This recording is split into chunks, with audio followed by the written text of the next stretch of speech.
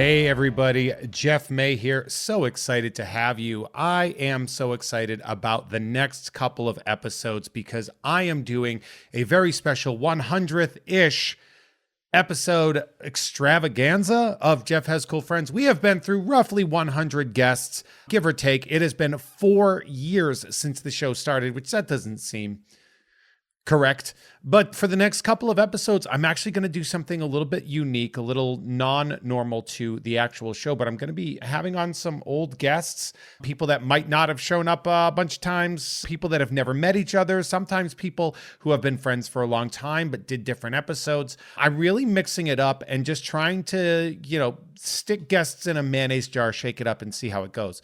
So this first episode, I'm so excited to bring 4 different segments with 8 amazing guests. And our first segment is going to be with Tom Reimann and Logan Trent, episodes 57 and 28, respectively, followed by Timmy Heague and Scott Koblish, episodes 63 and 25, respectively. Cory Privitera, aka Science Patrols, and Adam Todd Brown, 11 and 9, respectively. I wished I had switched those names up.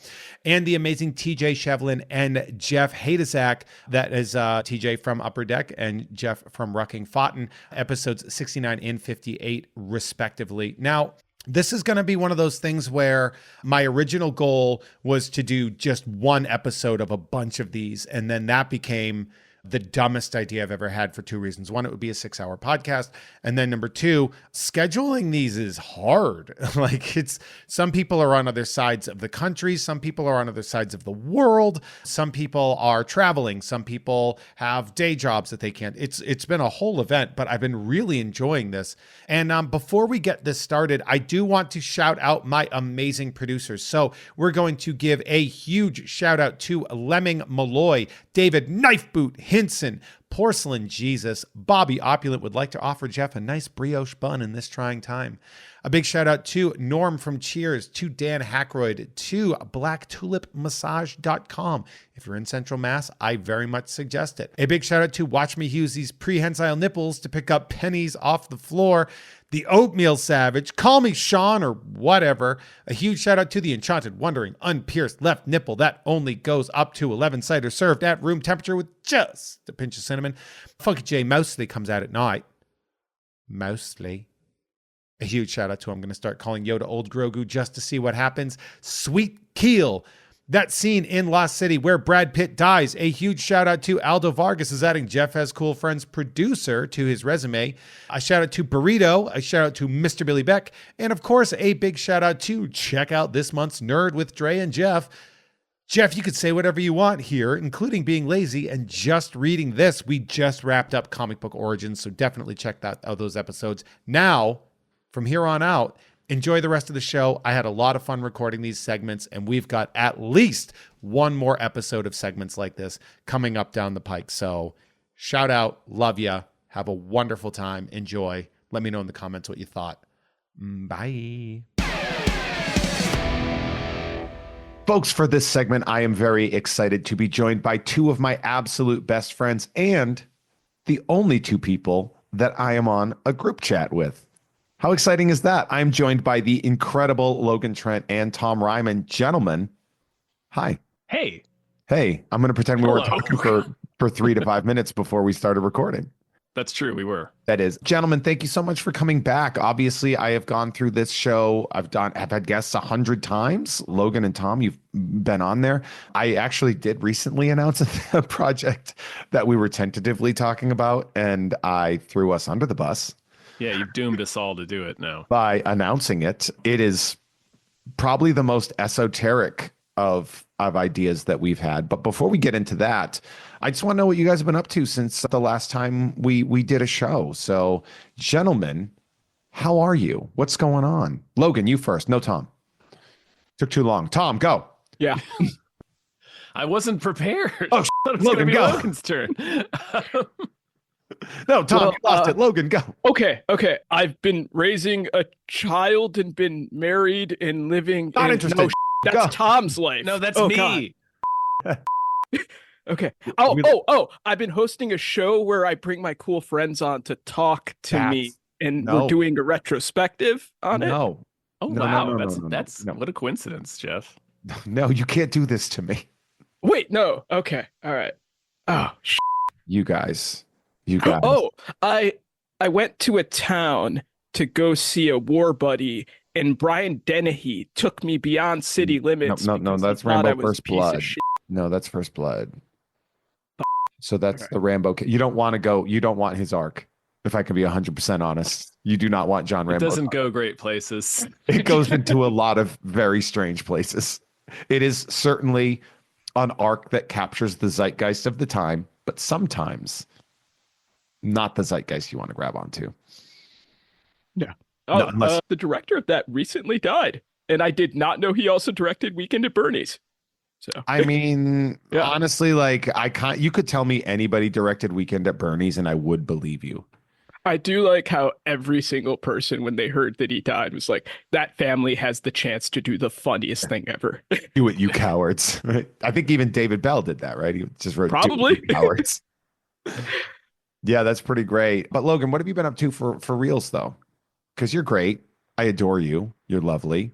So basically, just kind of been working over burnout and stuff. Been prepping up for a new WNBA season with, our friend Adam Todd Brown and I have a WNBA podcast, so I'm excited for that. And there's probably another podcast that's not the one that you mentioned earlier. So there's another one that I'm also Really? going to be talking about. So yeah. Oh, I like that. Now, Logan, you were here almost exactly 3 years ago, by the way. That was the last time you were on the show. It was Time has no meaning I in the know. I hate 2020s. time. I hate it. when I was looking it up, Logan, your episode was April 26th, 2022.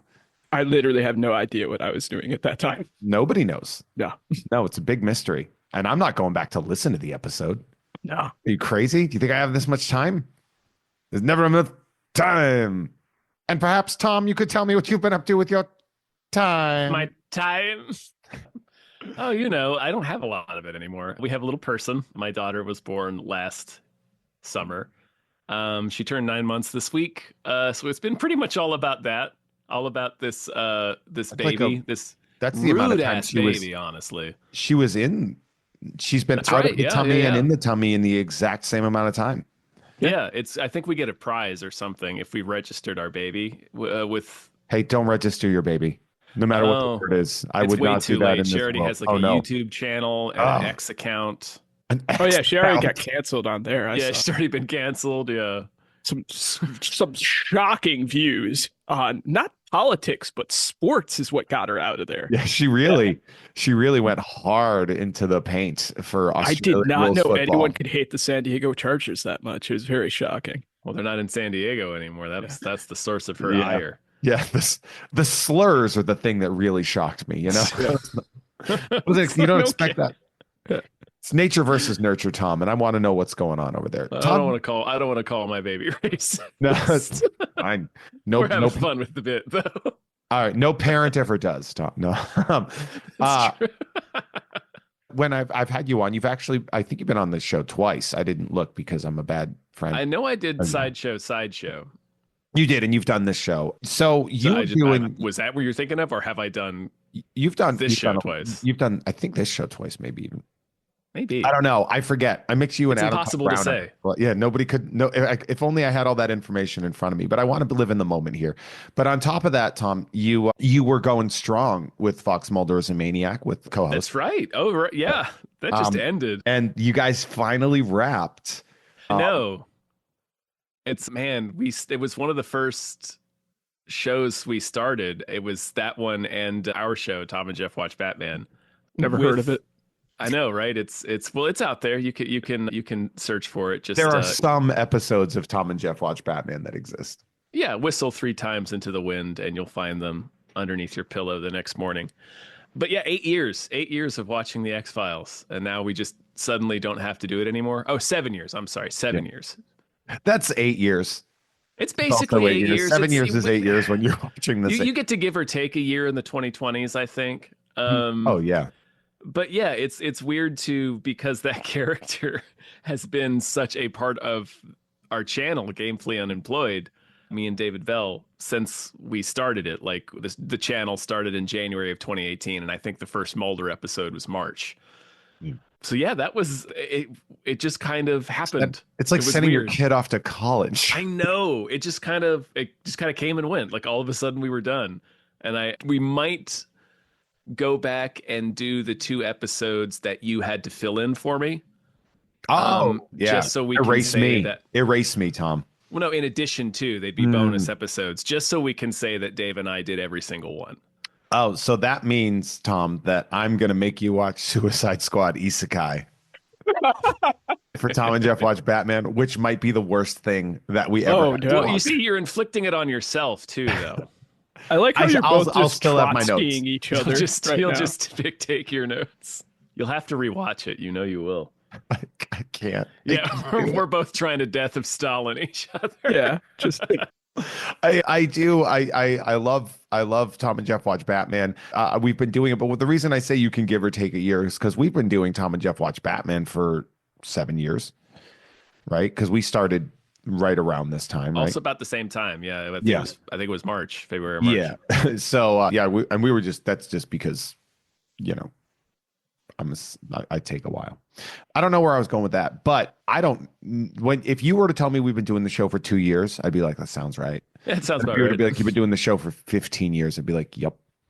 Yeah, it's entered Mike Tyson territory where you could tell me anything about the show and I would believe you. Absolutely. Right. I mean, you guys are coming near the end because there's only like 2 more Batman things to watch, and then they're not making any more, kind of like the X-Files. So yeah. I mean, luckily that's the conceit, is that no actor owns Batman. So like we've been smoking the whole carton. Oh yeah. This thing is going to go on forever. Yeah. Probably. Which was also one of those things where, like, I think that was both a great and terrible idea for us, because I think we actually originally were going to do an X-Men one as well. Yeah, it was going to be for your network. Yeah, on the other network that failed horribly with because I was going to run a network with my ex-girlfriend. Like, I thought that would be a good idea. Sometimes you're just a moron, man. Sometimes you don't know stuff. But yeah, and that didn't happen. So we just did Tom and Jeff watch Batman, and that got a little bit out of the way. So with Fox Mulder as a Maniac, you guys kind of have a replacement show, right? What you're doing, like a supernatural thing? Yeah, it's called Himboos. It's replacement show. It is replacing Mulder in that slot, I suppose, for one of our Patreon exclusives. Although we are going to put out a lot of free episodes. I think we're talking about maybe doing a regular free one, just because there is so much supernatural. Like, it's like 17 seasons, I think, 16 or 17. 15, and I've seen every episode. 15. I okay. cannot wait for your reigns to start devolving when you start getting in the double-digit seasons. It's going to be glorious. I mean, we reached double digits with Mulder, so we'll get there. Dave has no Tom, idea what he's getting into. The face that Tom made when Logan said that, like, Tom, I don't even know, but you had like a guttural, instinctual face that you made where you just looked to the side and be like, it was just beautiful. Oh, I think it was more I was upset at myself for getting the number wrong. Oh, really? Oh, no, Tom, no. Don't. That is the least of things you should worry about in your life. I would say, too, like, I should try to throw Gotham into while you're doing this show. I got to make sure we do Gotham just so you go crazy.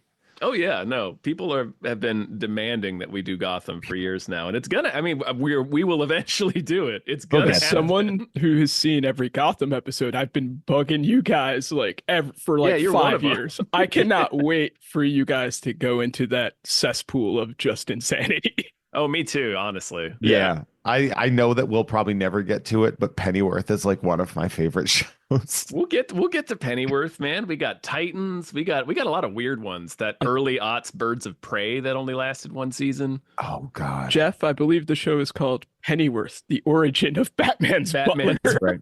My apologies to Epics and whatever network picked it up after Epics. It's on Origins Max, the one to watch. Butler.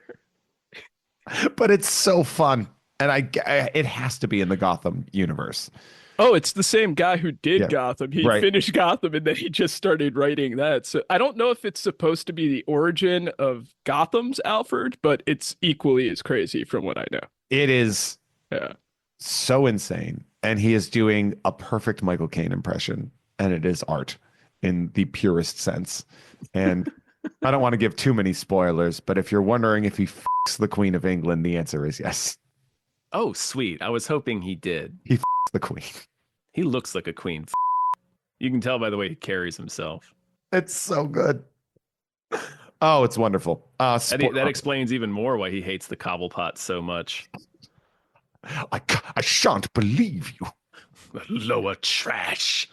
Absolute garbage. They've never fucked the I've Queen. inserted myself into the Queen. Come here and bang Papa Alfred. Come bang, Papa Alfred. Call me Big Papa Alfred. I love it when you call me Big Papa Alfred. So I don't mind starting. I don't mind starting this entire sort of anniversary show by talking about Alfred the Queen. That makes me feel. Yeah, that's why she died. Yeah. Oh no. Oh no, Tom. I think that was in one of the episodes of The Crown. Actually, they mentioned that. Mm-hmm. Her Majesty the Queen. I've got One final night on his earth. yes, of tangerines. Since she's left, my blue balls have become the size of tangerines.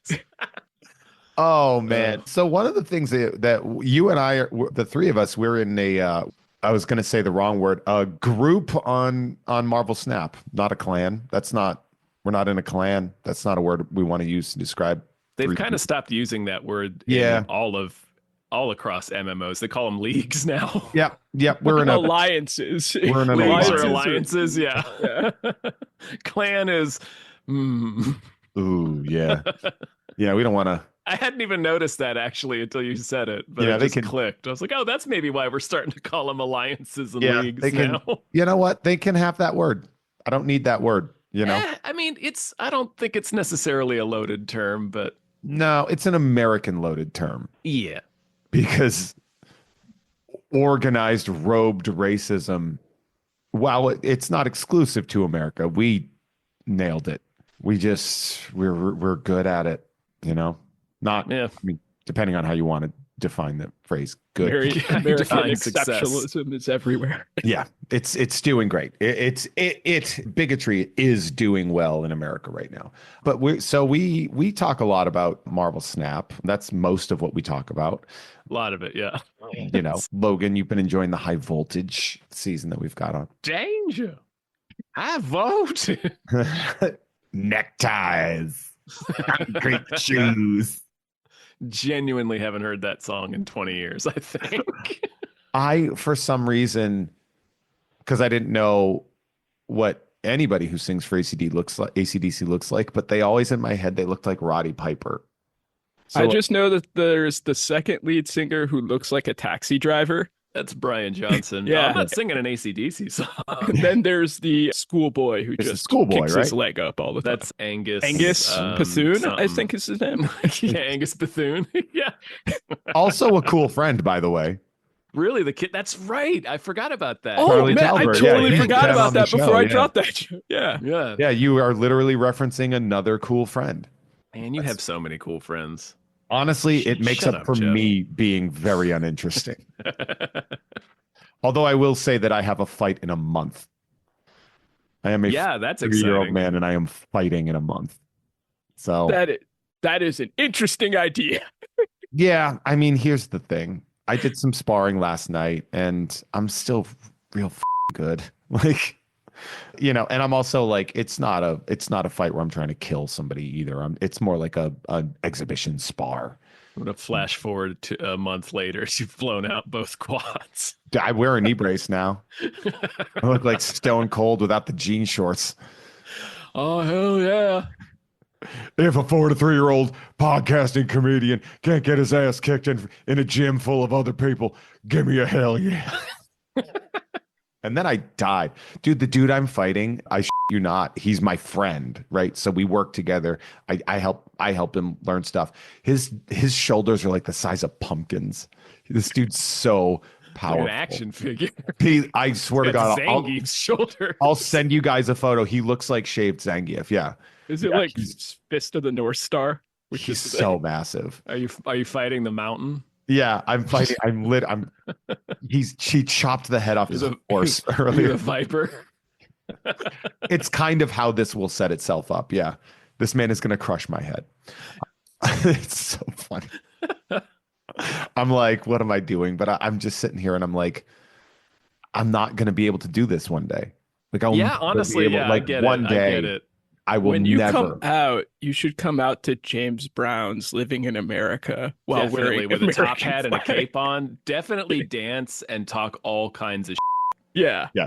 But that will limit the things I will do to resemble Apollo Creed, just as I will not go have as a far. WrestleMania entrance out to the ring. Jeff gets cool canceled. So I don't know if you knew this, Yeah. but having a WrestleMania entrance to the ring is how I had my last fight. And Awesome. unfortunately, it was to Hulk Hogan. I came out to the song and I wore the tank top that I bought at Survivor Series 1990 because I was a little fat kid. It still fit me as a 30-year-old man. And I came out and I ripped it off, which was a huge mistake because that thing's probably worth a fortune. Or It's it was. worth even more now that it's ripped, though. Yeah, I could totally say I caught it. Yeah, just lie. Like, I caught this. Who would know? Not but- like those things come with certificates of authenticity. Yeah, that's a fair point. That'd be great if he threw that in the crowd and then threw a certificate behind it. Like, Yeah. that's proof. Catch, brother. Yeah. Paper you go. airplane. Yeah. You know, Taker, can you fold this for me, dude? Yeah. Taker's the best. I bought it at his Paper debut. airplanes. I bought that tank top at Taker's debut. Survivor Yeah, Series that's 1990 right. in Connecticut. Yeah, I still have that ticket stub, but apparently with the way it's a ticket stub that should be worth kind of a lot of money, but the way the guy Really? for my ticket, yeah, oh yeah, yeah, because ticket it's stubs or I guess anything can be collectible. Yeah. yeah when you're one of the like three, when you're on the Mount Rushmore of wrestling, and your debut ticket is there, like that is worth a ton. But the way the ticket guy ripped my ticket is he gave me like the wrong part of the stub. So I just have like a half of a ticket. Like, I don't even know if it says Survivor Series 90 on it. So it's like worthless. Right. Yeah. Yeah. Could be a ticket to a Braves game. It just Right, says it might as well. series. Yeah. Hartford Civic Center. We can figure it out. But that being said, guys, I may have brought this up previously, but I think we might do a short little monthly show. Yeah. we might do a Marvel Snap show. A Marvel Snap show. And why not? Yeah. Like, On a quest to monetize all of my hobbies. but on top of that too, like we text about it so much. Yeah, honestly, it would be I think it would be fun to do. It would save our thumbs a lot of work. It's true. Yeah, it's true. I do speech to text a lot though, full disclosure. Oh, yeah, that's fair. I'm holding a baby a lot of the time. So I do speech to snap, which is when I'm like, I need you to move. play Agamotto. Yeah. That explains why a lot of times texts in the middle of them just have Yeah. Yeah, it says, oh, she's Python shitting. joke. Yeah. Oh shit, oh shit, oh shit. Oh, shit, oh, shit. The shit is everywhere. Oh my God. She's I doing need the a things diaper. where her eyes glow again. How did she get that knife? It's like, I thought we were talking about doing a Luke Cage deck. What are we talking about here? But yeah, so I was thinking about that. Like Marvel Snap is a weird, it seems like Marvel Rivals almost killed it. I'm And not then it sure about came that. back because a lot of Snap people just left for Rivals and now it's just back. Huh. I Yeah. tried Rivals for like 5 minutes, I and then did I was not like, no, it. thank Yeah. you. Yeah, And then I that's- stopped. I think I'm done with like character shooters. Yeah. Yeah. I haven't touched Overwatch 2, and we used to play the hell out of Overwatch. Like me and Dave and Star and gosh, a couple of my buddies from back home in Virginia. It's like Oh, we nice. played Overwatch a lot for a couple of years when that game was out. But like, and me, I was throwing down cash on the loot boxes and stuff. But like now I'm after like Fortnite and I guess just so many games just kind of becoming character shooters or things trying to imitate that. Yeah. And I don't know. It's competitive shooters have just completely sort of lost a lot of their appeal to me. The only thing I kind of like doing now is hopping on with Dave when he's doing Call of Duty. In terms of competitive shooters, like I much prefer something like Marvel Snap, because I think we're all big CCG nerds. Yeah. At least I know. Yeah, no, I think we all were like into CCGs in the 90s and stuff. Yeah. I liked Magic, and then I did not play after high school. So this was me like kind of getting back to it. It's like, oh yeah, I did enjoy these. And I mostly like it because I like the card artwork too. So it's like, nice. Oh yeah. The dozens of variants they have are pretty sweet. Yeah. I like that it's small and the game moves fast, because deck building can be overwhelming for me.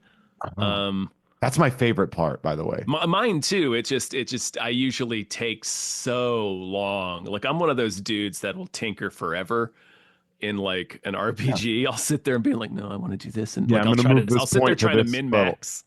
So like, I'll pick a win condition and then end up trying to plan for every contingency, and then I'm like, okay, and then my deck is 85 cards, and I'm like, right? So, Readjust that a little bit. so I like that Snap is like, what, 11 cards? It's isn't it 20? 12. 12. Wait, no, 20. 10. Oh, wait, 10. Yeah. I'm bad at numbers today.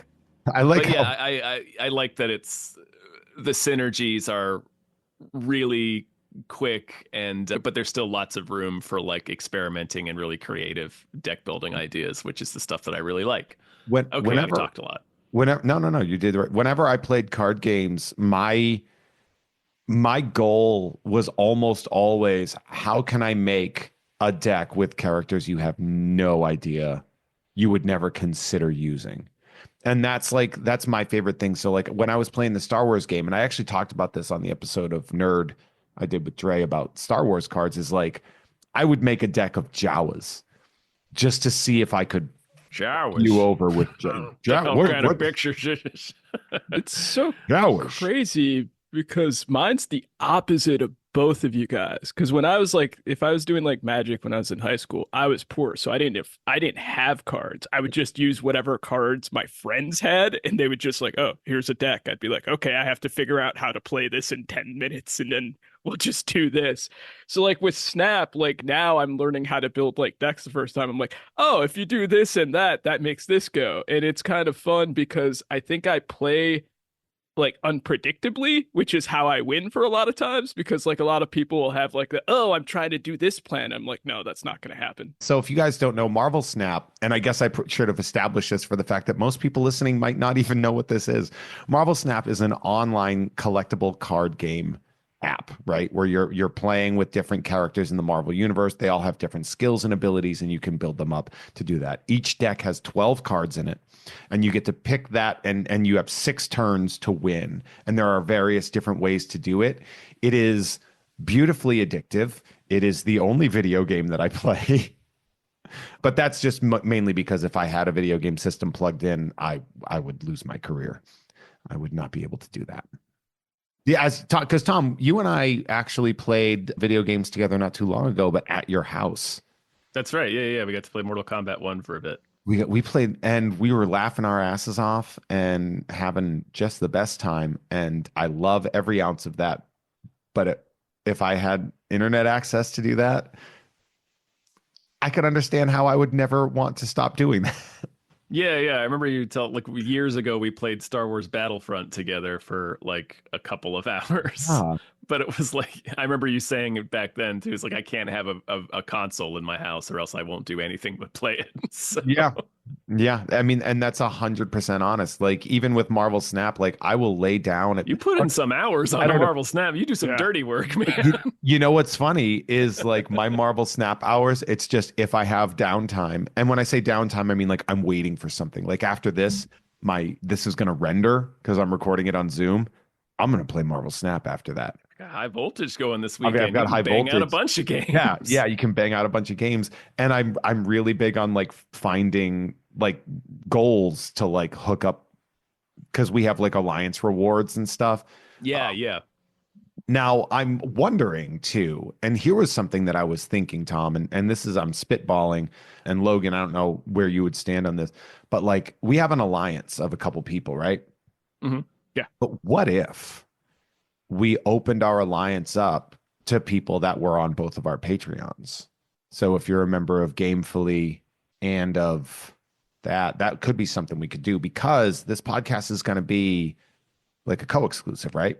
That's right. Yeah, it's going to trade off between Gamefully and Jeff, your Patreon, which is a thing that Gamefully does with the Small Beans Network with a couple of our shows, Star Trek: The Next Futurama and Spiel Boys. Yes. So I figured that could be some, and I'm not necessarily trying to spring that on like we're definitely going to do this, but I literally just thought of that right now, and my brain does not have the governor to pump the brakes and put it into the chat. So that's my bad for just springing that on you. But I thought about it. I'm like, well, that would be kind of neat, right? Yeah. I mean, it also it seems like it would be a small. They would get stuff too. It would be a small Venn diagram of people, I'm assuming. Yeah. Yeah. There's only a certain amount of people that can be in an alliance. It's true. Yeah, but I mean, we could do it on a first come first serve basis or whatever. TBD on that one. Yeah. All right, folks. So we're going to get more on that. I'm going to let these guys go because I have eaten up too much of their time. I thought this was going to be 15 minutes and it went a little bit longer because I could talk with these guys forever. Logan, anything you want to promote, send people towards WNBA? Logan Trent on Blue Sky, and listen to WNBA with me and Adam Todd Brown, and don't commit genocide. That's a great idea. Tom? Definitely try not to do that last thing. Head to patreon.com/gamefullyunemployed. That's the podcast network I co-run with David Bell, a buddy from the crack days, another crack buddy. Or you can also go to gamefullyunemployed.com, which will have a link to our Teespring store, as well as the Patreon. But those are the things. Check those out. And look for us wherever you listen to podcasts. We have a lot of free shows as well. Yeah, and it's a great network. I'm so happy to be a part of it. Thanks, man. You guys are two of my best friends. It really means a lot to me that you spent time with me, and I look forward to doing more stuff with you. And absolutely, man. Hell yeah. It's the best. So thank you guys so much for being a part of the show. I love you. I hope you guys have a great day, and everybody stay tuned. Love you. Bye. Bye. Bye. Folks, I'm so excited to bring my next two guests coming together. These two guests are separated by about 40 episodes, which if you understand like the yearly pacing of this, we're talking almost 2 years here. Episode 25 and episode 63 guests together. Scott Koblish, veteran Marvel, DC, super everything comic book artist that you've chalked out. Check out that one. And of course, episode 63, Timmy Heague, owner of Arsenal Comics and now becoming quite the prolific comic book writer himself. Gentlemen, hi. Hello. Guys, Happy welcome anniversary. back to the show. Yeah, it's been a while. It's been a while.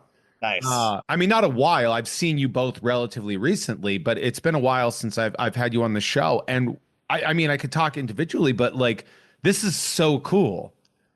You guys are working together. Yeah. It's the best. I'm in awe of it. Timmy, now you are the resident rookie of this scenario. And here's something that I love. As I was preparing this segment, I was like, something that I think is really, really great. Timmy, you are a rookie writer. You're relatively new in the comics world. And then to bring on such a kind and talented veteran of this industry to work with, like, that's got to be so great. So tell me about, you guys are doing Minor Threats X Archie. Is that right? Yeah. And like, to add on everything you just said, what's even crazier, Scott was like my first pick for this project. So like the fact that like I was able to just be like, this is who I want. And then there was like no like, what, it was done. And it was just the best. Oh, and great. yeah, like the conception of this, like Scott was my top pick. And yeah, it's the dream. Like I've always like wanted to make comics, and making comics is awesome. But then when you like get to make comics with people like, love and respect, it kind of makes the whole thing even cooler, which like comics are my favorite thing ever. So like to make that process even cooler has just been like the best. Now, Scott, who came to you to work on this project? Was it Timmy first to say, would you be interested in this? Or did they go through like, was it Archie or Oh, no, it was Tim. Yeah, it was Tim. He was like, hey, would you like to do this? And I was like, sure. That sounds like a lot of fun. Like, it sounded pretty crazy. And I was like, yeah, the crazier, the better. That's awesome. So Minor Threats has become this indie darling in the comics world, backed up, of course, by a celebrity creative team of Patton Oswalt, Jordan Blum, and just a copious amount of support talent coming through, incredible artists and everything like that. Pretty standard, Scott. If they were to ask you to do like a Minor Threats book, you'd be like, I have a style that I do. But also now you are doing Archie, which tends to... Did you get not stuck in a negative way, but did you get put into the confines of the Archie universe, or were you allowed to bring those characters into your style specifically? Yeah, so I'd made the decision to kind of stick with the Archie stuff, the way that the style exists beforehand.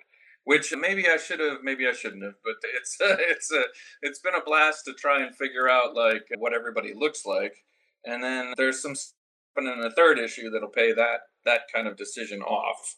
So I'm kind of psyched about that. But yeah, I'm starting it out definitely in the Archie panel layout and the panel description, like the way that I'm kind of like keeping everything very static and very sort of almost flat in order to try and keep that sense of everything that's Archie together, so that when we do meet up with the Minor Threats world, we can compare and contrast them, and because they're basically, you're sort of just taking two fish and taking them both out of water and then putting a blowtorch to them, basically.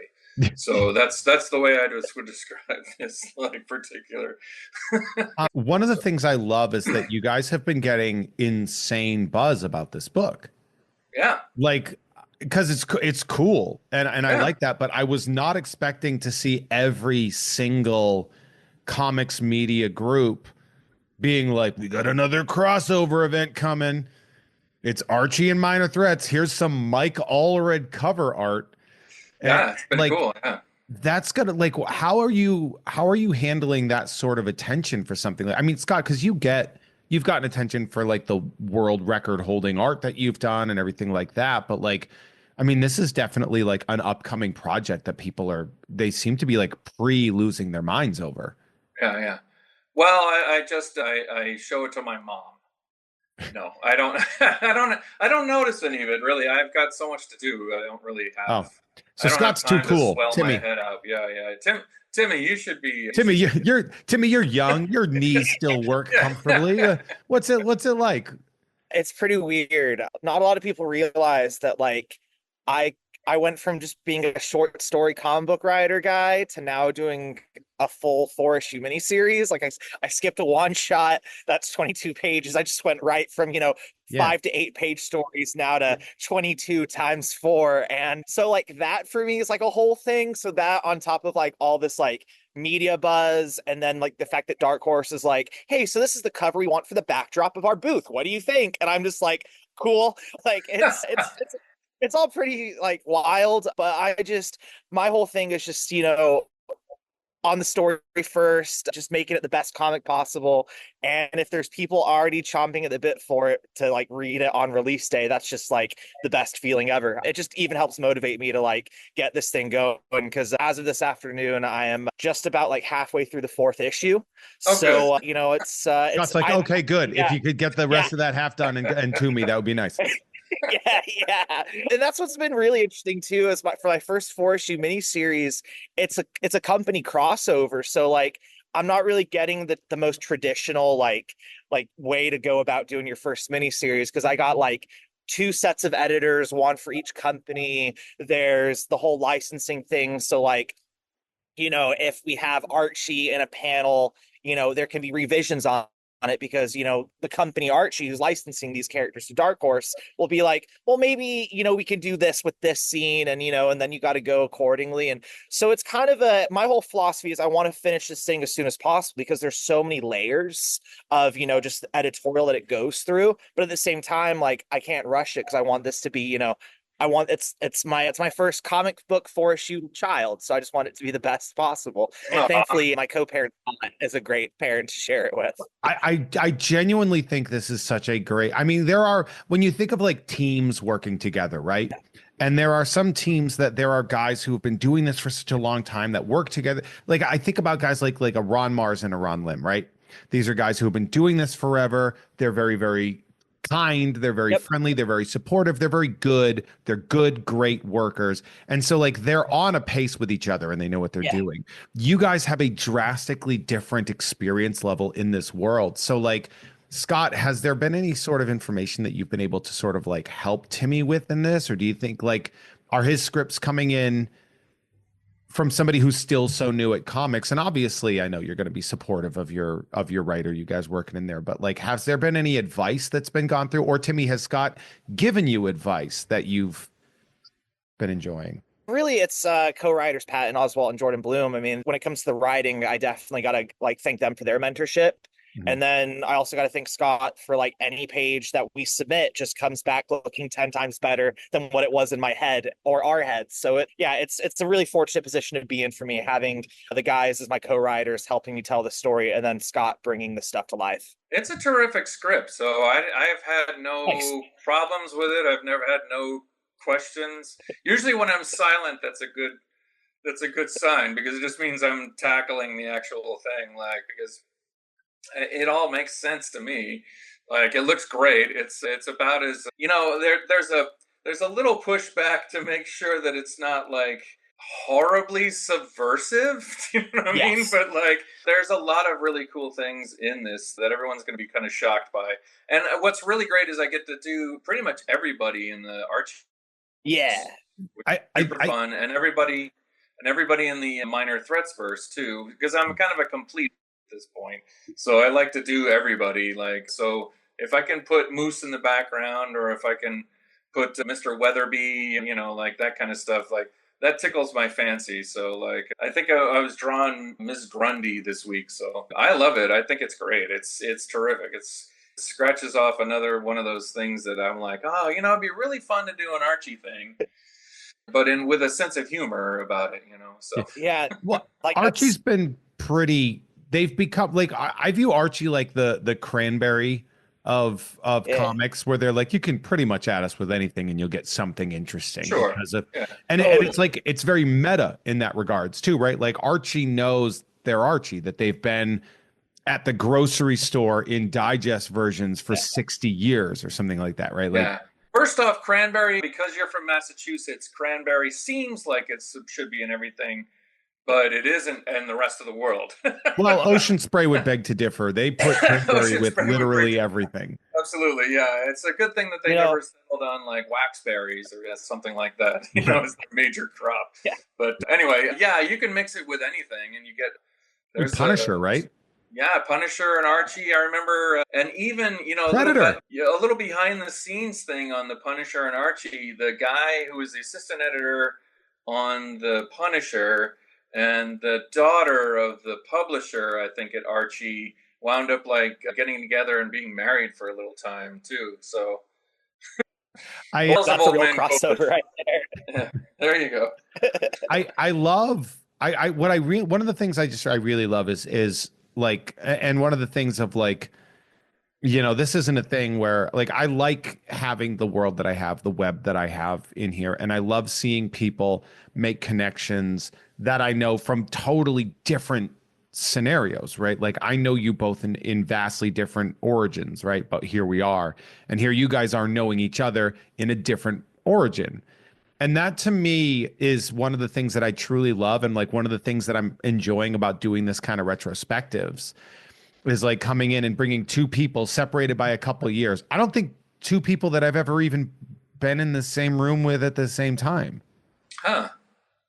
If I think about it. No, my anniversary party. The We one. were all hanging at the Okay, end. yeah. Oh, okay. That's right. The one time. Yeah. So here's my other thing, which is kind of dumb, but when this book comes out, I'm assuming Arsenal's going to have an event, a signing or something. Yeah, I think it'd be safe to say absolutely. Yeah, we'll get the whole gang together. We'll wrangle them all up, and we'll have a mega Archie Minor Threat signing, God willing. Absolutely. Do we have a release date for the Absolutely. book? Yeah, Yeah, it's in August, right? So August this- 6th. August 6th. And Yeah. so I'm going to put August 6th Yeah. in my little calendar right here. August 6th. It is a Wednesday. It is right before I leave for Star Trek Las Vegas. So that's very exciting. Ah. So that's you'll have some reading material for the plane. I will, and I'm very excited to have that. Guys, hi. How have you been? Last thoughts. What other things have we been up to real quick? Just where can we send people before I kick you the hell off of my recording studio time? Zoom. It's Zoom. The answer is Zoom. I don't know why I said recording studio time. That's insane. You go first, Tim. Comic book Timmy. That's what I am on everything. And, that's where I'll be posting all this Archie Minor Threats goodness and whatever comic book projects I'm doing after and very soon to be announced. And of course, I own comic book stores as well, Arson Comics and Games. And, we're always posting there all the fun, wacky videos a comic shop should be posting. Yeah, you guys have a great social media presence, by the way.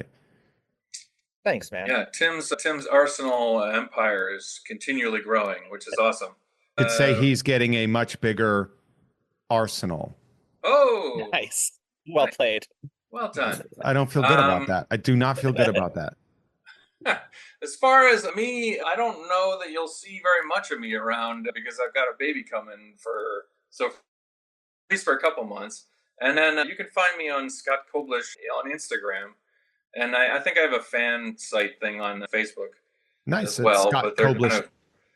I ditched X. It seemed like for a while they were just running like social experiments on me, which I didn't appreciate. So I was like, rather than psychological experiments, I think I can go somewhere else. Yeah, I can do this professionally or get paid to have psychological experiments like run on me as opposed to for free. So so I've moved over to just Instagram pretty much. And you can find me there. And I post little things every once in a while. My little drawings. My little pictures. Yeah, my little pictures. And you can find me there. And then we're going to have a baby in a little bit. So at least I think it comes out. Well, yeah, it comes out in June. So. Okay, so we got another drop to announce here. We got a drop coming out in June.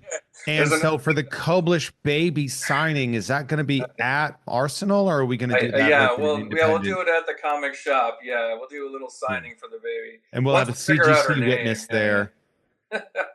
There to take it. Guys, I don't want to take up any more of your time, but it means so much to me that you guys are not just working together, but that you did take time out of your day to come and chill on this retrospective. And happy anniversary. I think that you've been doing a great job out there. Happy anniversary. Thanks. We did. It's a weird one because while the anniversary of time and numbers actually matched up of like, this is the 100th kind of guest episodes. I've done like filler episodes of like just me and stuff like that. But between that and then it hit like right at the 4-year mark. That's terrific. That's which awesome. Is like kind of nice. And thank God I've been as close to consistent as I possibly could be on this because the symmetry pays off for me. And if it was asymmetrical, I would be losing my damn mind. I'm sure that's not something I should be looking into in depth. That's not something I should be worried about. No. But I'm like, well, if it doesn't match up, I'm going to think about it for 3 months. I'll talk to my therapist about that. Scott Koblish, SCOTTKOBLISH on the socials. And of course, Comic Book Timmy.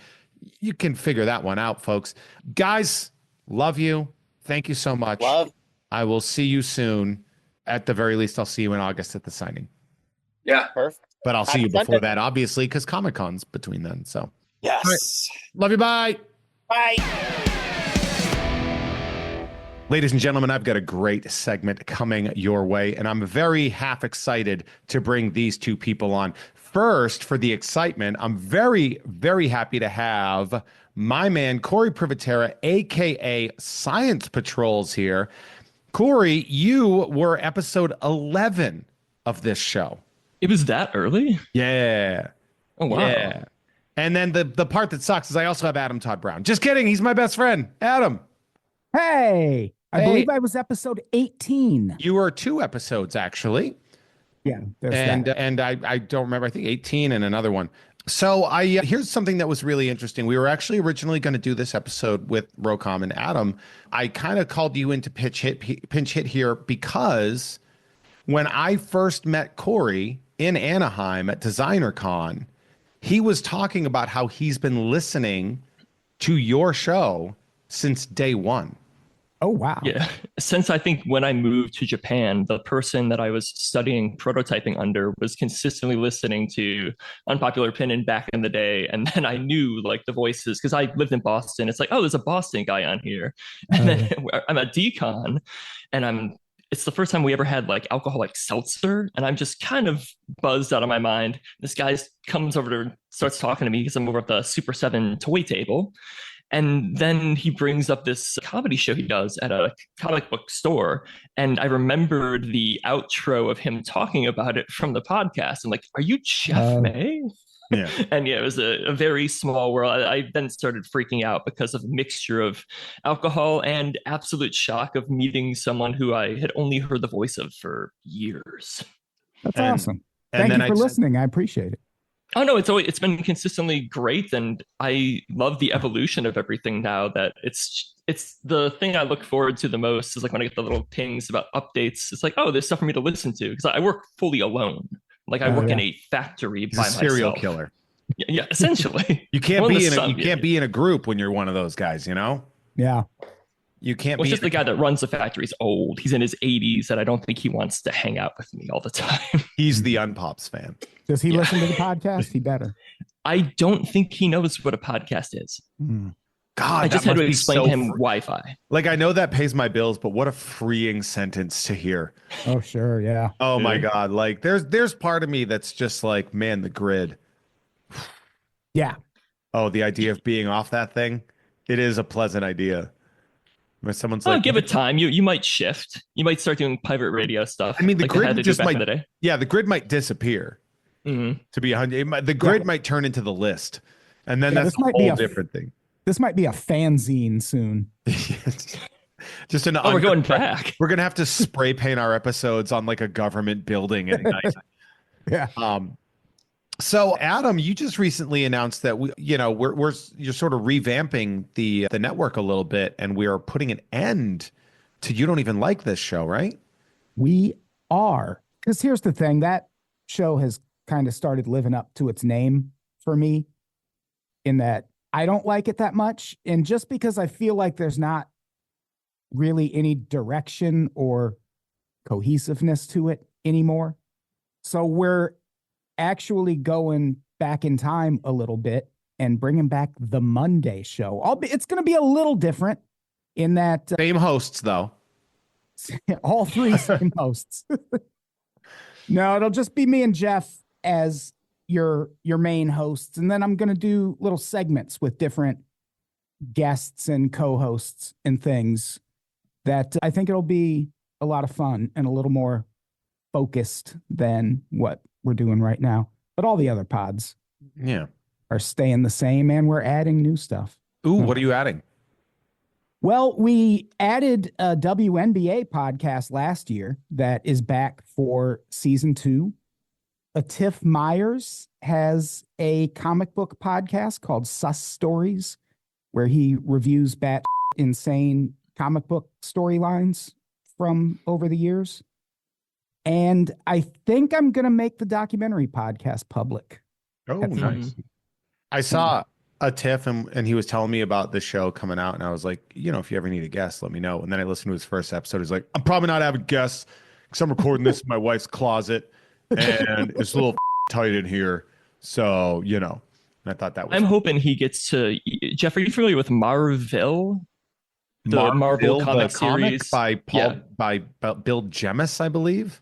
I'm not sure the author, but like it's kind of a weird looking Marvel Universe it's comic. It's a meta Marvel book. Yeah. It's bad. Like, and I'm hoping he gets to it because there's a really, really racist Iron Man in it. It has to be on his list of like just absolute batshit comics. It's unforgivably bad. Make that suggestion. Mm-hmm. Cory, what's new in the world of making Sofubi? Because Cory makes toys. Cory makes vinyl toys in Japan because that's where it's legal to do that.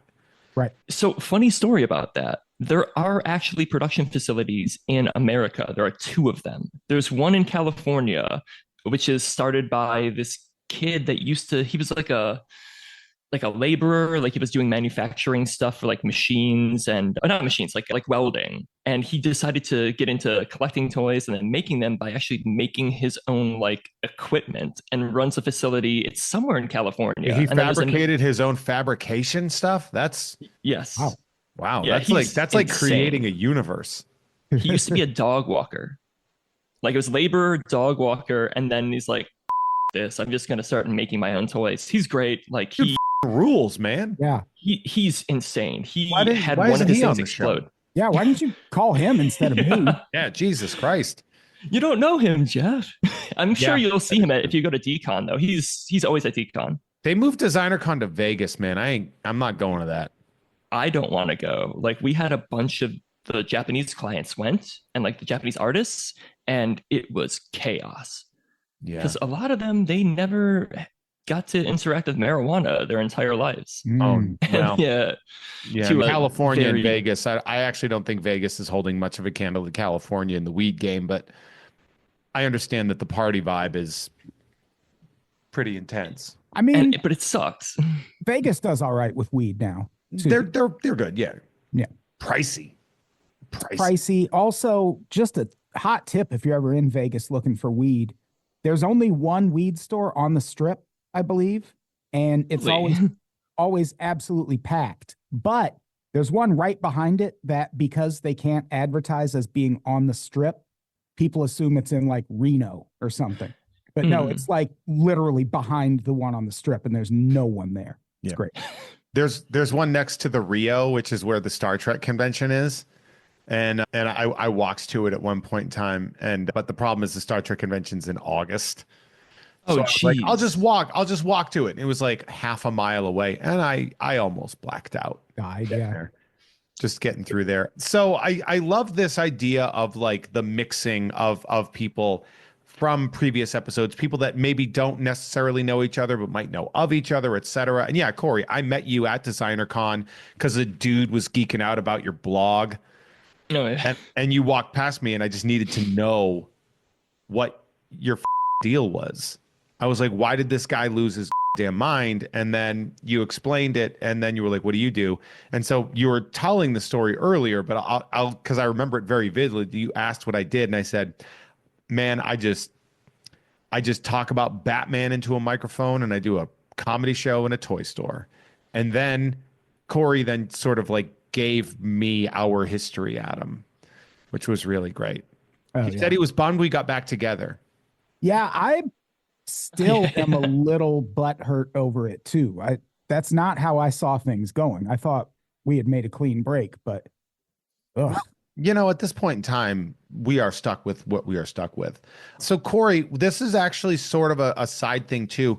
So, Adam and I are gonna come to Japan, and you need to house us. Yes. it just so happens that I have enough space now that I bought the That's house. good. It's going to be several months. You're just gonna live here secretly. Yeah.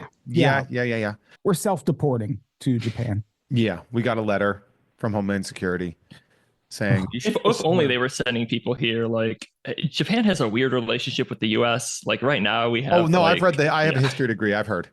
No, not that. I mean, like also modernly. that though. Yeah. Mhm. Yeah. It's bizarre. My wife's from Hiroshima too, and I was really worried that like any of her parents would be racist. And they're like, no, they're from the generation that is really peaceful and like likes everyone now. Yeah. Yeah, I wonder about that, like the hard feelings energy, because like there's a lot of stuff that I think not a lot of people really pay a lot of attention to in that history. Like, I don't want to get into it, but like there were ways to avoid a lot of that carnage on both ends. Yeah. But, like, there's this interesting part where like I always wonder about that vibe of just being like, how many PlayStations do we have to buy before it's cool? Like before like, it's fine. Yeah, I think it's one of those things that you just eventually like they should not stop talking about it, but like I think in the cultural, I guess, beef world, like I think it'll just kind of go away and just become like a thing that happened. Like it was what, like 70 years ago, and it's just going to be 170, 270. It's going to Get over it, Cory. Yeah. Over it already. Cory you need to change your social media profile photo to holding a fish. before you say, get over it. What is that a reference to? White men in America. Oh, okay. With the sunglasses. If And like somebody the weird, has a cigar or a fish in their profile photo, you can be guaranteed anything they say is worthless garbage. Yeah. My social media is horrible because of that. Because I was in the army. Jeff already knows this. I was in the army for a decade, and half of the people who were in are now that. I mean, I know three people who went to Trump's inauguration, and just like the sunglasses, the weird like was it car like video the car angle videos, yeah. thing. They got that Rod Beck mustache that just comes down with nothing connecting it. And just like the worst taste in music. And then the other half, like the guys, like the super, like I thought they were going to be like the Boston guys or like Buffalo guys. They're so progressive. They're so like the born on the 4th of July guys. It's so nuts. Like I did not expect that break to happen, but it happens every week. I see a new person that I knew from the past that went nuts. So Adam. Yeah. Do you have any questions for Cory about Japan? Cory, where in Japan do you live? I live in Tokyo. Okay, what is currently live in where it's like East Honshu, which is like the main island. Okay, Tokyo, Adam, is where he lives. He lives in a city called Tokyo. It's a small little space. Never heard of it. Questions about Japan. Wow, I'm being put on the spot here. Yeah, surprise. Is it true I can buy a haunted house for cheap? Yes, but right now the influencer culture, they're called Akia. And they're just abandoned houses. A lot of them are not in big cities. They're in like the remains of suburbs of like country towns or straight up in the country. Some of them are amazing. And some of them, you say haunted. I actually was trying to buy one, not an abandoned one, but a haunted house because someone had hung themselves in it. They have a thing here called stigma properties. If a person kills himself in a house, is murdered in a house, or the house had death associated with fire, or even, and I might be wrong about this, it might just be if fire like damage ever happened to the house, it becomes a thing called a stigma property. And they're like 40 to 50% less than you would pay for a normal house. I almost bought a house from 2009 for $30,000 in Tokyo. Oh, I'm moving to Japan. Yeah, we're coming out there. We weren't, now I'm just going. Yeah, we were so joking, cheap here. But yeah, 30 grand. I feel like we could get like 4 friends and live in Japan tomorrow. Yeah, why didn't you do that? Why? I applied. I applied for it, but so many people applied for it. So, but like, I'll give you $40,000 for it. Like, so the crazy thing, because that's what I was gonna do. It's like, yeah, I'll bid up. Like, I'm willing to pay more for this place. It was beautiful, and unfortunately, in Japan, you can only offer less. You can't offer more. So to prevent people who are like super, super wealthy from stopping people who have families who need houses, everyone is equal consideration. That is amazing. That's insane. What? Yeah, it's great. Like healthcare too is based on how much you make. And like there's all these like you guys should have bombed us. Well, like, maybe this is happening. That I am technically an American. Yeah. I feel like it's all the stuff I didn't know about Japan until I moved here, where I grew up knowing like, oh, it's crazy expensive. It's really small. Like it's really difficult to afford anything. It is so much cheaper here than Boston. Would I fit in Japan? Okay. Yes and no. Okay. Like you'll have no problem finding clothing and stuff. You'll have no problem like in modern buildings, but like anything pre 1980, like old buildings, you'll be ducking to go in. Yeah, can I take a in Japan is what I'm asking. Yeah. The toilets here are beautiful. Like they're the will really my crazy knees ones go through the wall is what I'm asking. It depends on the bar. I was shopping and in Worcester for a house, and it was like we were like in an area where it was like kind of like a factory area for, you know, employees. So like a lot of Eastern European immigrants at the turn of the 20th century. And we had to do the toilet test to see if I could even sit down in the bathroom. Because they were just like, you know, everyone was 5'6". Why make a huge bathroom, right? So I'm going to reverse the question. Cory, do you have any questions for Adam about America? Specifically California or no, America, the country. We live in a country. We live in America. You are in Japan. So if you have any questions about like American culture, you're welcome to ask that. I have Yeah, of course. The thing is, I've never been to the Midwest in my entire life. And I know you're from the Midwest. Yeah, And yeah. you brought up, I forget the name of it, but there's like a complex that you said you used to go to as a kid, or maybe Landmark. like later in life. It has like a bowling alley and an arcade and stuff. Yeah, Landmark Lanes. Is that like, it's still a thing? Not only is it still a thing, but I always talk about how Peoria is a little bit on the violent side. Like they have crime issues for sure. Mhm. And I still get emails from my high school reunion organizing committee, even though I've never gone to one. And they wanted to do like the after reunion event or whatever at Landmark Lanes a couple years ago. And people freaked out and were like, can we go somewhere safe instead where we won't get murdered by teens? And so, yeah, I haven't been there in years, but it apparently is still there. I wonder if they still have the arcade. That was I was curious because all yeah. those seem to be going away in the States. Like all the ones from back home for me, all the like that generation of arcade bowling alleys are all gone. Arcades died in the late 90s into the early 2000s. Well, we had the barcade resurgence in the States, though, like Ground yeah, but those Control were and stuff. adult. Those Yeah. were adult arcades. You know, Yeah. like the classic arcade that one thinks of. There's still Dave and Buster's, though, right? yeah, there is. Yeah. Didn't one of those guys kill themselves? Dave or Buster? No, I seriously think one of them killed themselves. With a skee ball, no less. Mhm. I mean, yeah, that's like, what do you do with that? Jeff, you might remember this. Do you remember Good Times Emporium Good Times Emporium. in Somerville, I believe? No, I never made it out to Somerville that often. That is the same trajectory as the place Adam was talking about, where it used to be okay and then became so dangerous where they're like, hey, let's not go here ever. Like people were just getting like attacked all the time. It's just kids realizing they could pick people off, not kill them, but just, you know, get money and stuff. Like it was a hangout spot for delinquents. Yeah, that's called being cool. Yeah. I don't know why you're throwing shade at people being cool. One of the last times I went to Landmark when I still lived in Peoria, because there's also a movie theater there. So that was like one of the main places to go see a movie. When I left this movie, I came out and there was a confrontation happening between a very scary white dude who was like kind of a notorious gang member. Oh, because Peoria has a big gang problem because it's so close to Chicago. And two of the biggest gangs in the nation are based out of Chicago, the Gangster Disciples and the Vice Lords. And there's this confrontation happening because someone parked too close to his car. And the person he was having this confrontation with, at minimum, was 70 years old. Like it was a straight up elderly man.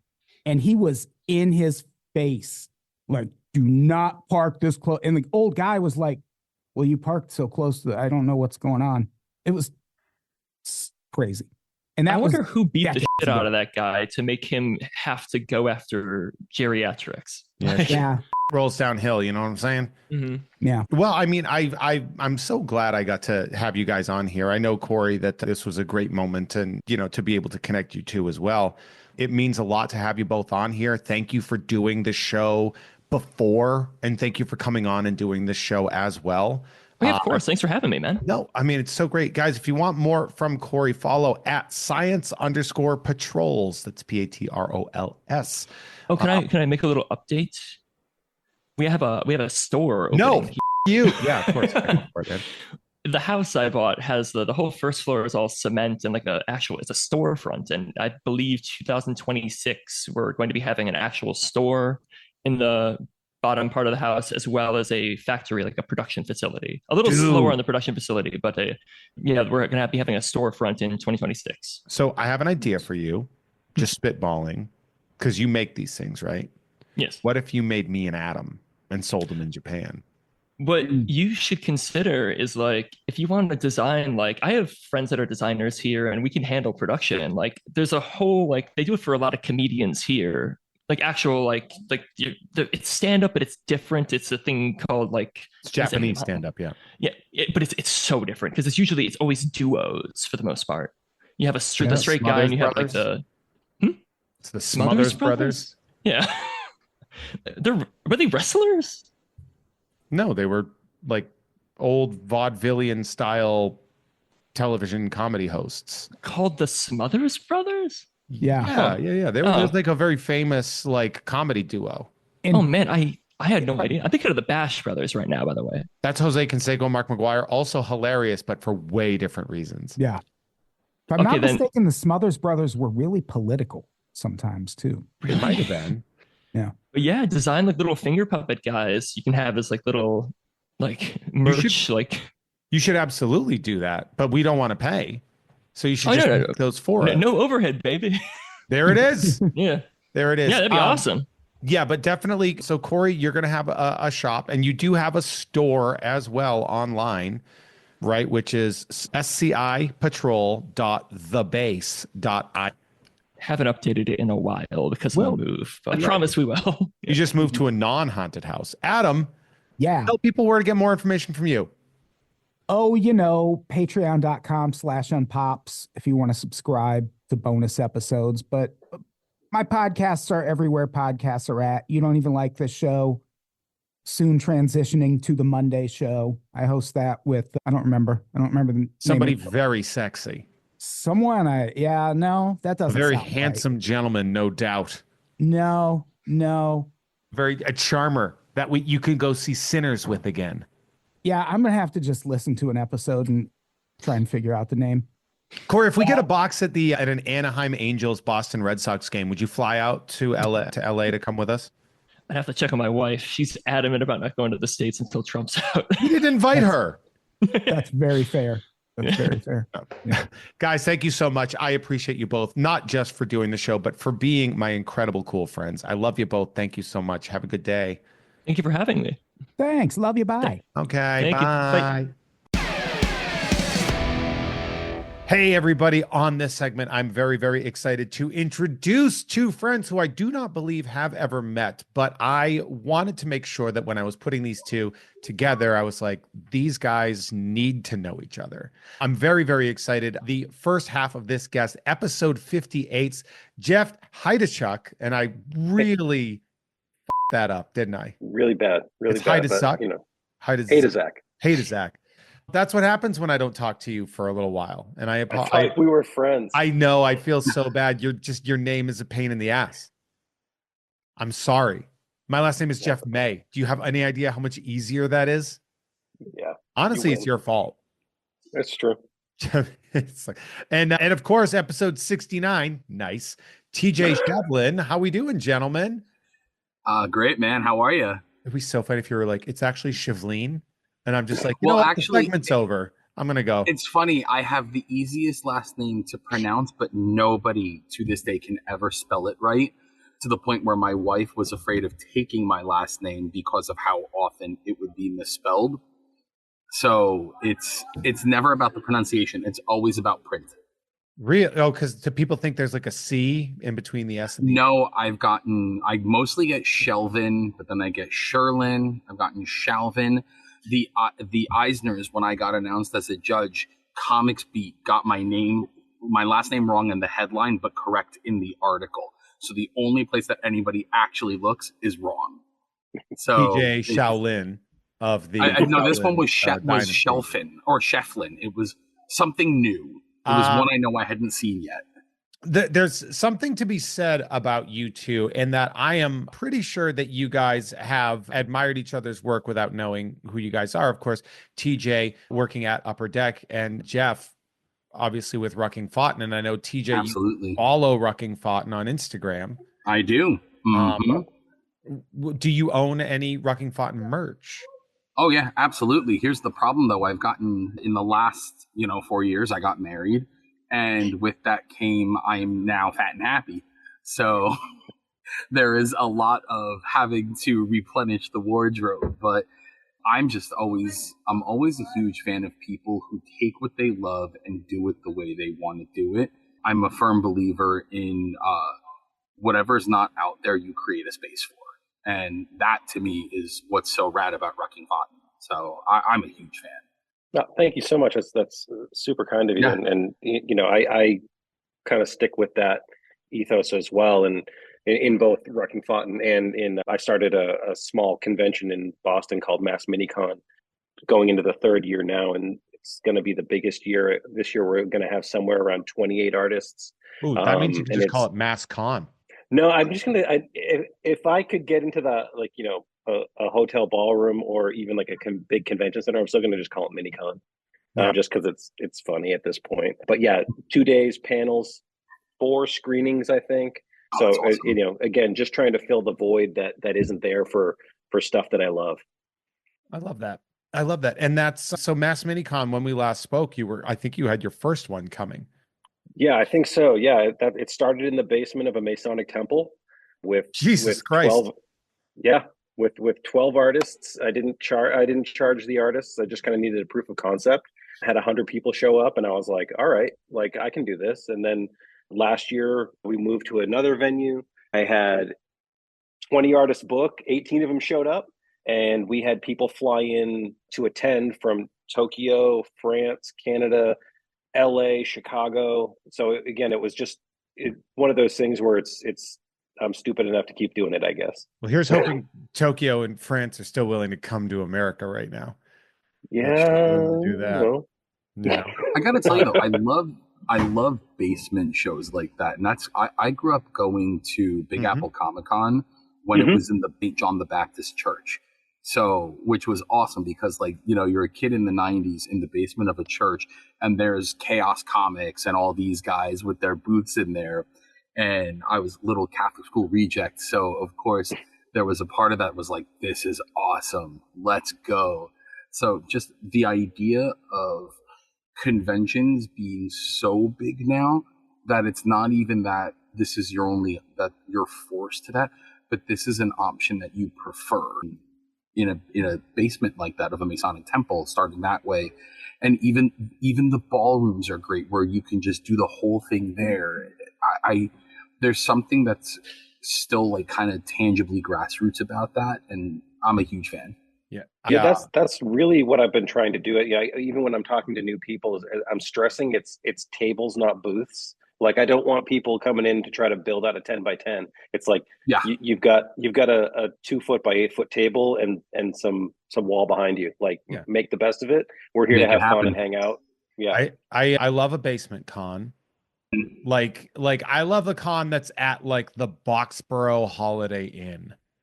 Yeah, you know, that's kind of Super Mega Fest, right? Oh, because the Super Mega Fest, are they in Boxborough now? Because I thought they were in, they were in Framingham. Either there or they're in Marlborough. But I think they were in Framingham, weren't there? They used to be.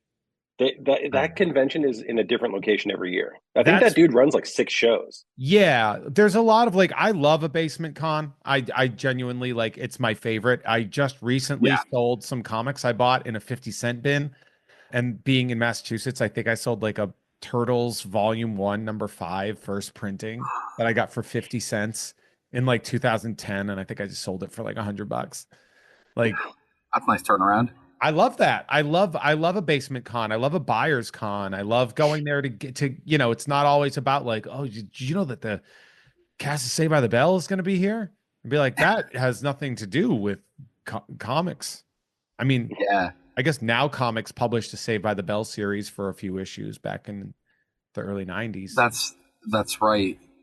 Wasn't there another Saved by the Bell book recently as well, though? Saved by the Bell book? Maybe.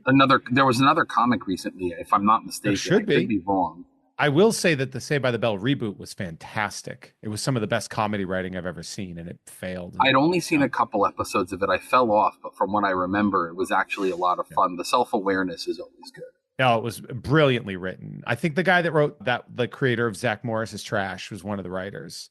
Oh, on Funny or Die, right? Yeah, Those are great. So TJ, Upper Deck, I mean, since last we talked, you guys were banging out some Marvel stuff. You guys, Marvel has shifted over to Fanatics, and now you have the DC.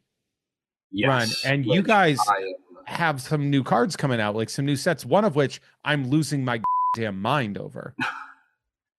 DC Annual. No, well, Or I've already opened DC Metal, Annual. Metal Universe Batman. It's the one that yeah. There's a Batman one. Yeah. I have a Batman podcast. Very excited Man, about that.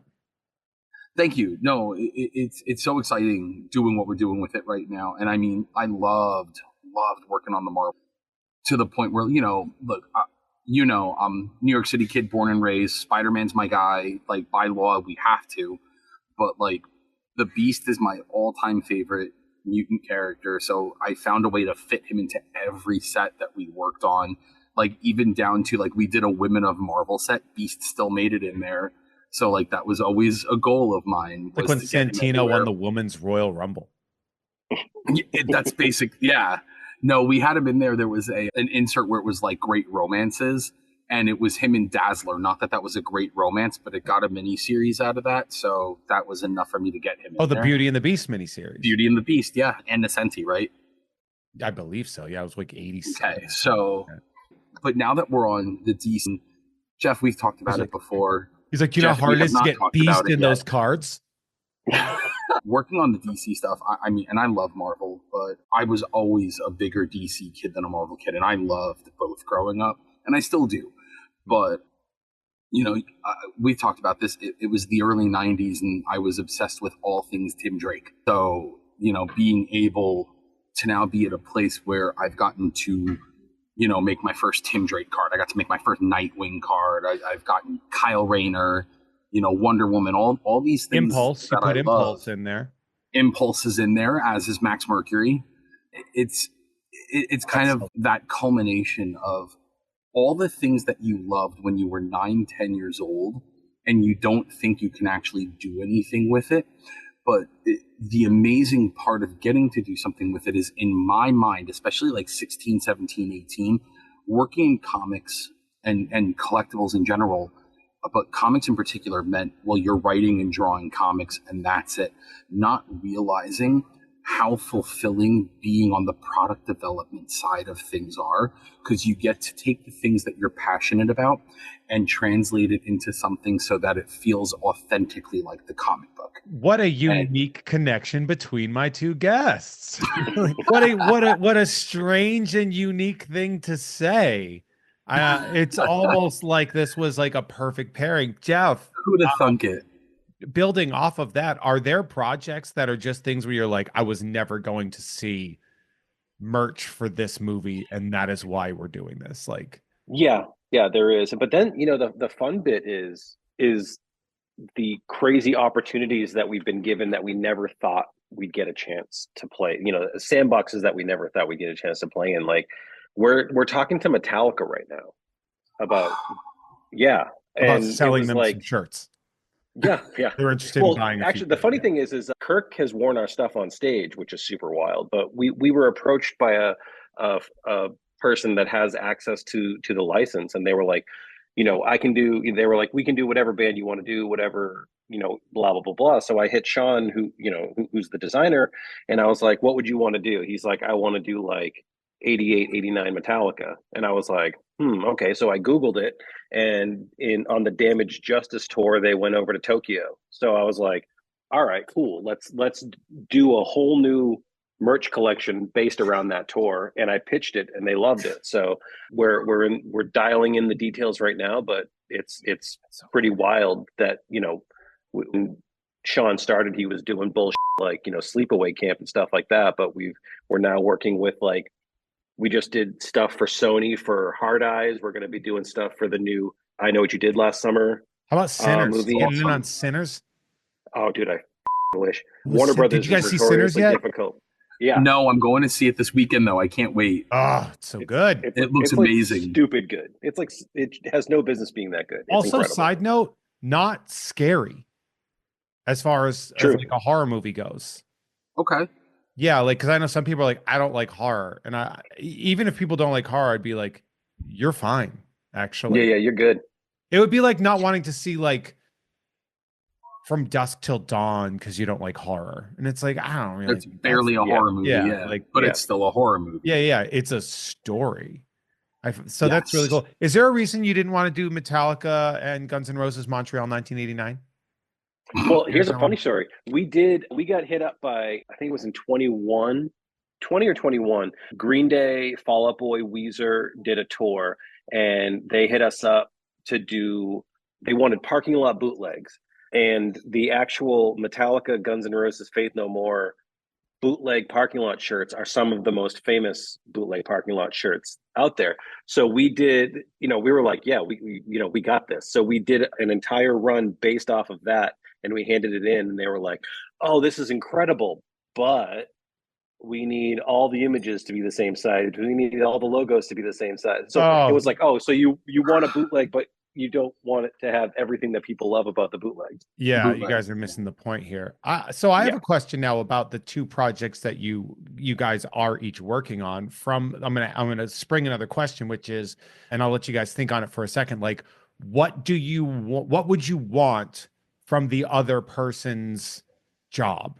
As in, like TJ, like a dream rucking Fountain license thing, or like be like, there was. You guys did I would love to a Ninja Turtles 3 or something like that. And same thing with Jeff. Like, is there like a DC character or any characters that you think deserve more trading card love, or a type of trading card you'd like to see from your youth or anything like that? And you guys can choose. You just raise your hand and do it. I'm just talking. I think I already have my answer. Oh, all right.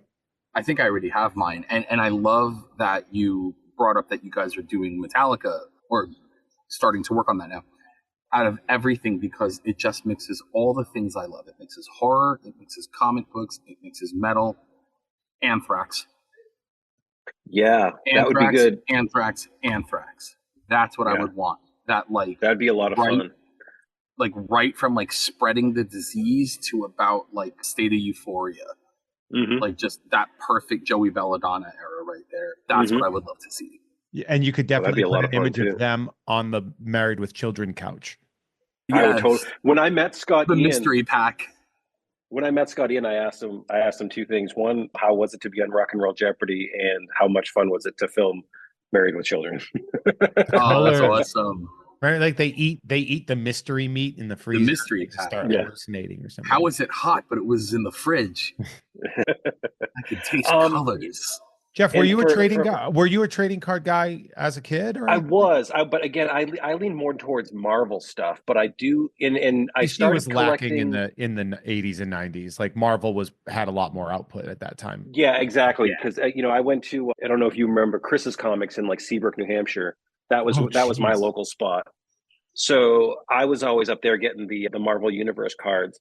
But then I started getting into, a couple years ago, the McFarlane DC figures.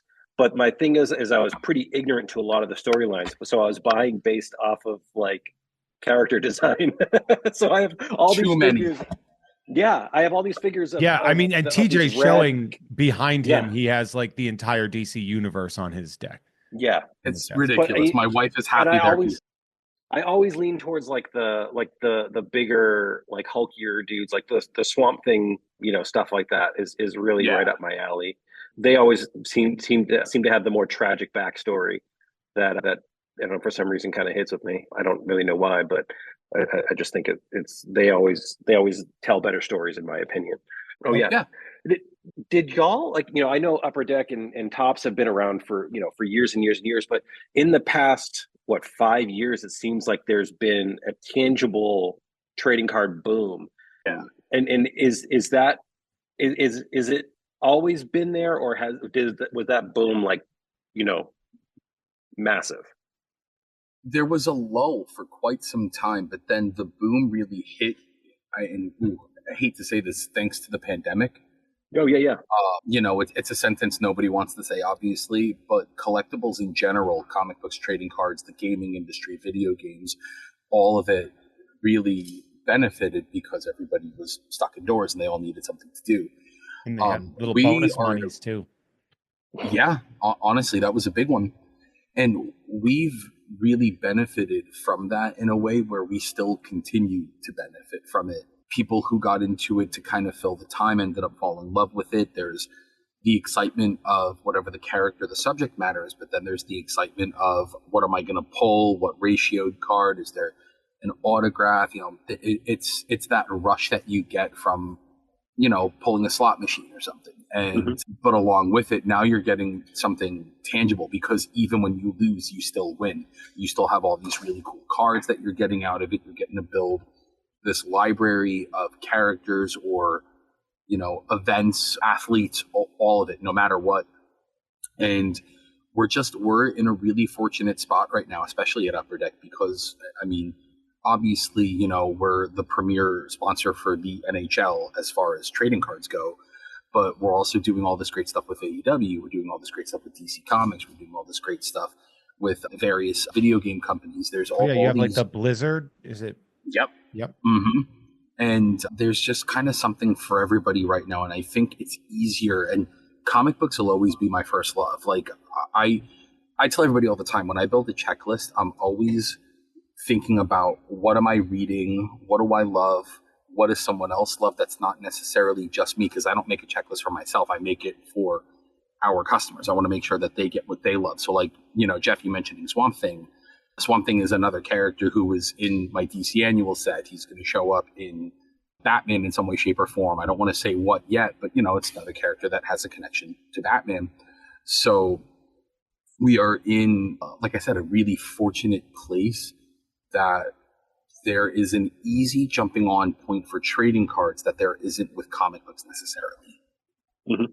Yeah, the barrier for entry is a little bit more open, it seems. I open the cards on camera. It's really great. I have a good time, and I will actually share this fun story because it happened recently at WonderCon.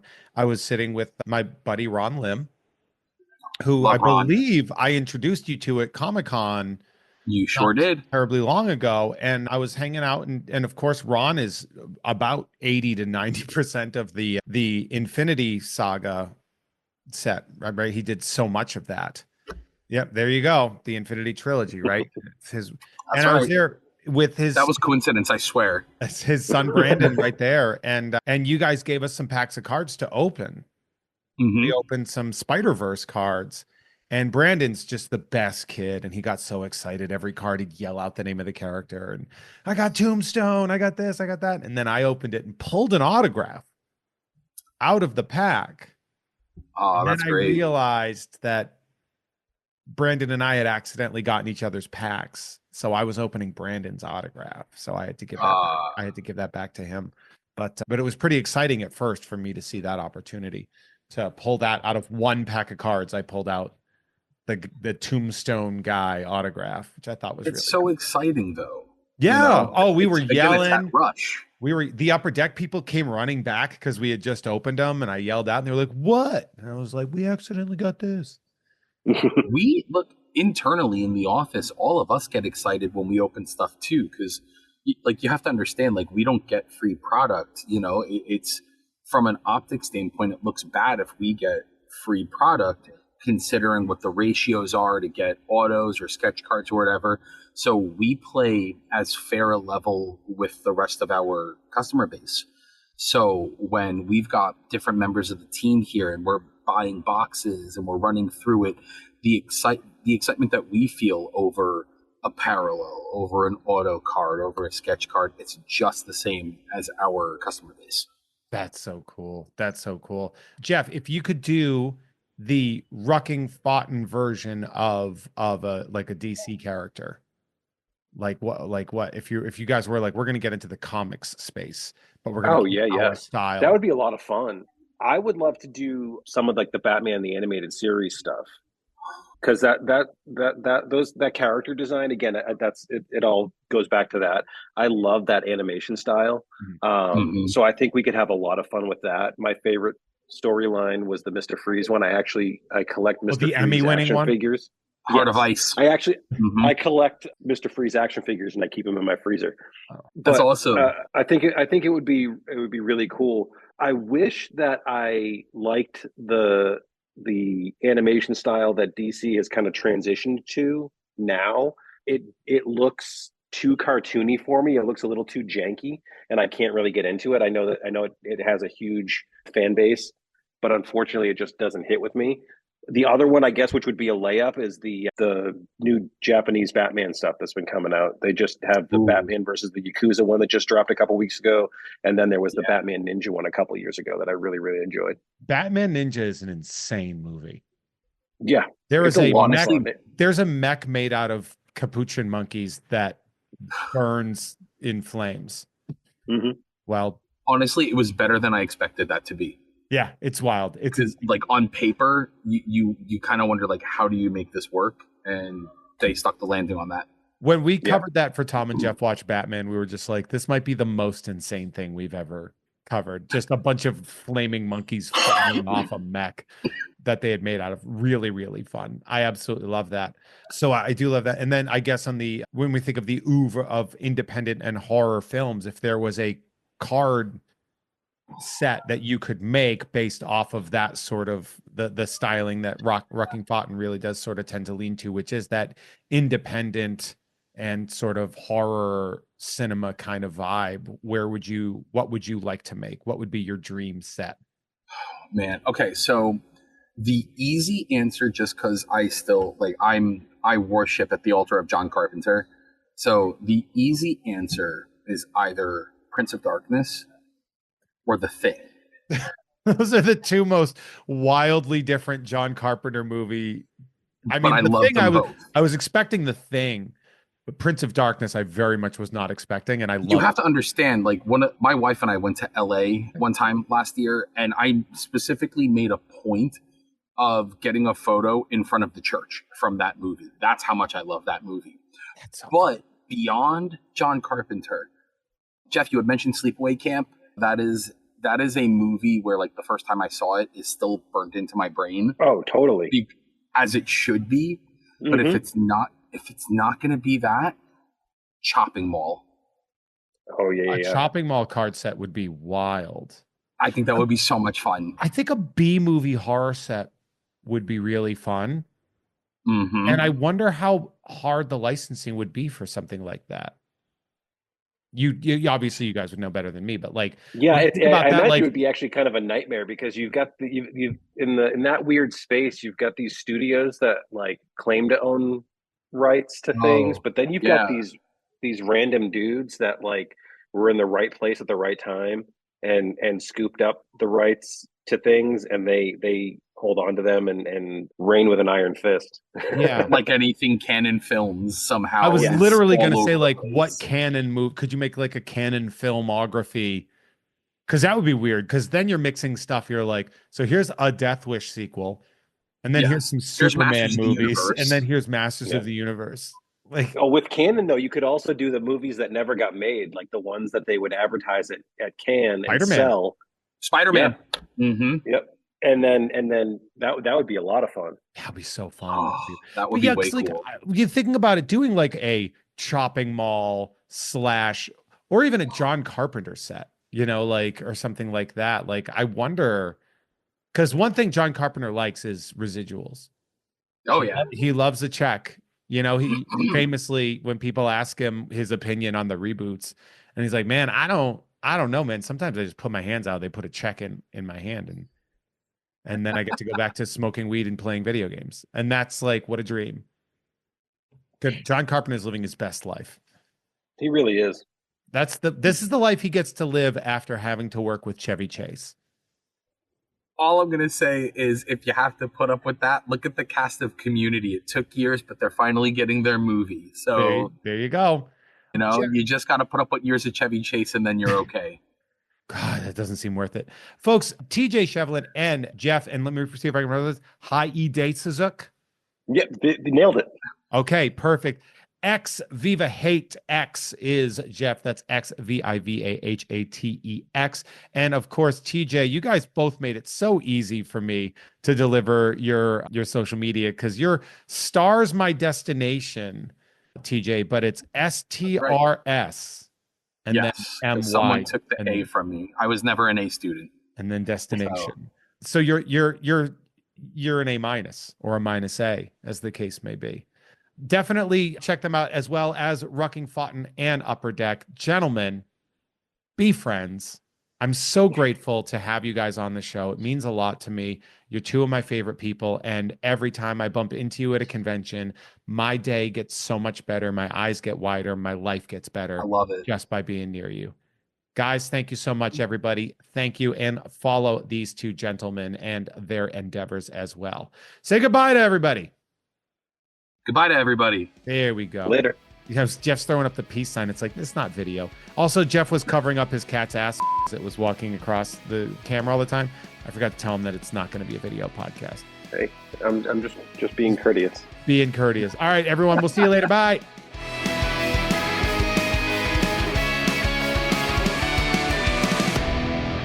Hey, everyone. Our artwork is created by Justin T. Brown, who can be found at Artness by Justin Brown on Instagram, as well as artnessbyjustinbrown.com.